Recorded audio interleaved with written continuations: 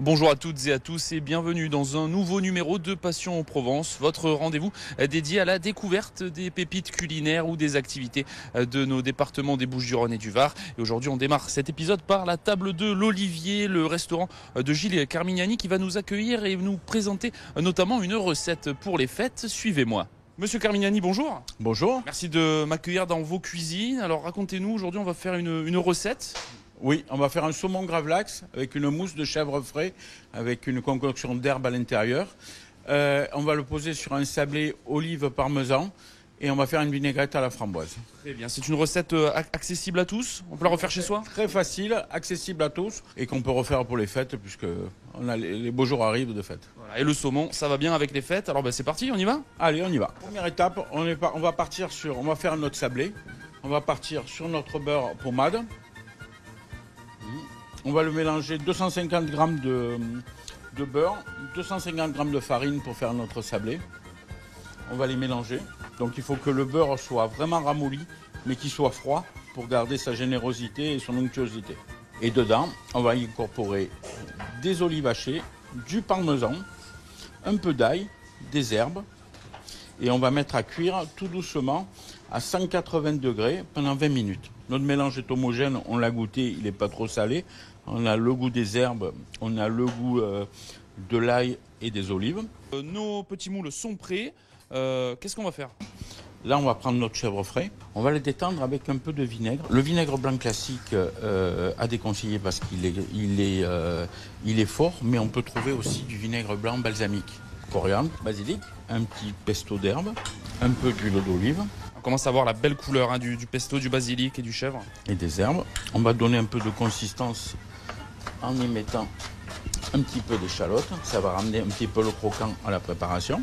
Deuxième préparation prête. Et donc là, on va enfourner les sablés. Puisqu'on avait mis notre four à préchauffer, c'est le moment de les cuire. On va faire notre vinaigrette framboise. On va mettre des framboises fraîches, du poivre. Vous savez que j'ai pas l'habitude de mettre du sel et du poivre avec des framboises. Les framboises, c'est neutre. Ça peut se manger autant salé qu'en sucré. Et puis ça ramène un petit goût un petit peu festif pour les fêtes. Un petit peu d'échalote. On va mettre notre préparation vinaigre.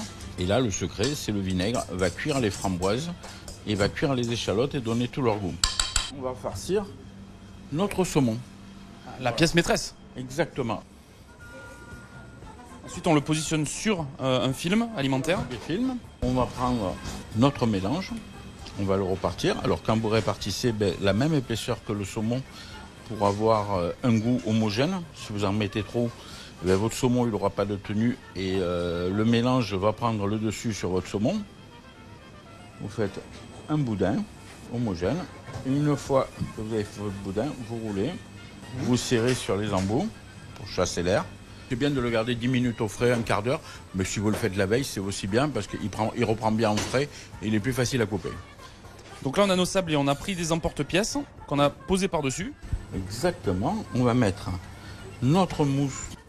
On va dire que c'est un boudin de saumon à peu près pour un biscuit. Un œil demi, là, je suis un peu plus généreux que... Voilà, mais c'est très bien, oui, voilà, à peu près un œil demi. On y incorpore nos framboises au milieu. On va sur le dressage. On va y mettre nos petites tomates farcies.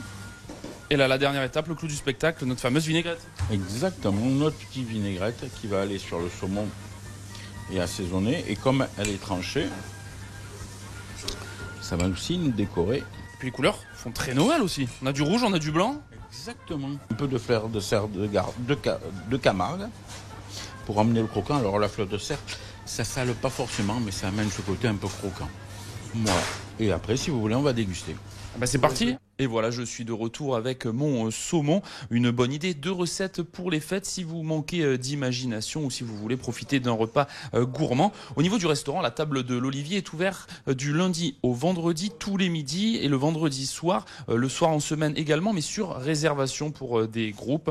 Au niveau tarif, comptez entre 15 à 55 € selon le plat choisi. Quant à nous, on se retrouve tout de suite pour une découverte d'activités dans le département du Var après avoir dégusté mon saumon évidemment. À tout de suite.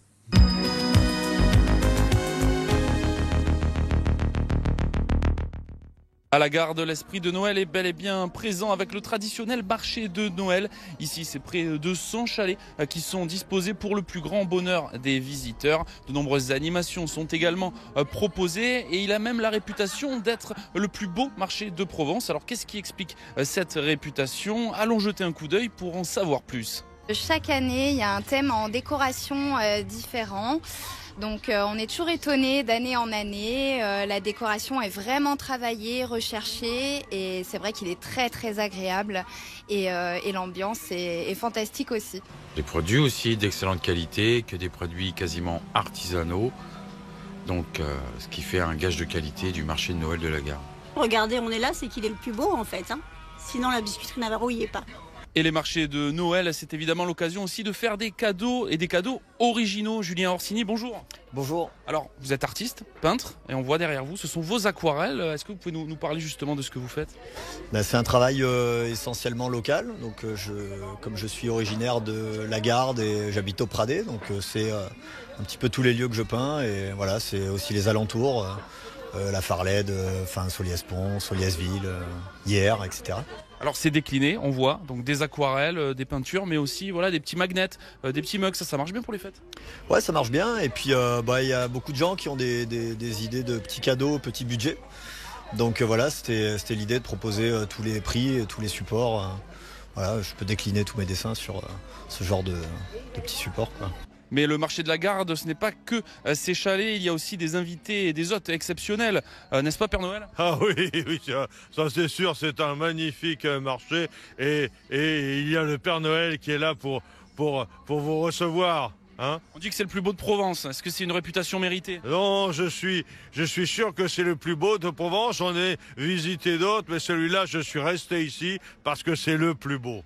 Si vous aussi vous voulez venir profiter de ce marché de Noël, il est ouvert jusqu'au 30 décembre tous les jours de 10h30 à 20h30 et jusqu'à 22h les vendredis et samedis. Il est fermé le lundi matin et le 25 décembre. À très bientôt pour une nouvelle émission de Passion Provence sur BFM Marseille et BFM Toulon-Var.